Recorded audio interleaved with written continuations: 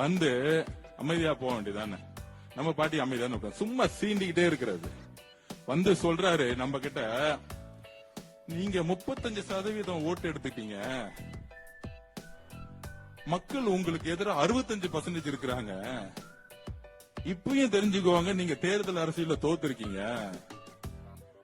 நம்ம இளவரசர் உதய அவர்களே, நீங்க இன்னும் 90% ஜெயிச்சுட்டாங்க, சட்டசபையில உட்கார்ந்துட்டு இருக்கீங்க. கிளாஸ் எடுக்கிறதுக்கு ஒரு தகுதி வேணா? உங்க சொந்த அப்பா கொளத்தூர்ல தோத்துட்டாங்க, உட்கார்ந்துட்டு இருக்காரு.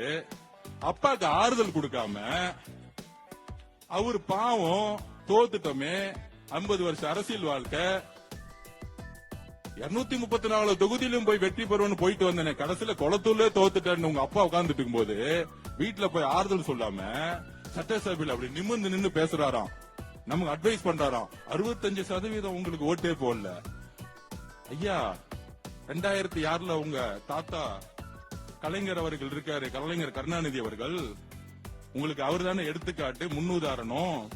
26% வாங்கிட்டு முதலமைச்சர் ஆனாரே, அவரை நீங்க கேள்வி கேட்க முடியுமா? திரு உதயநிதி அவர்களே, எங்க தாத்தா 26% தான் வாங்கினாரு சொல்லுங்க.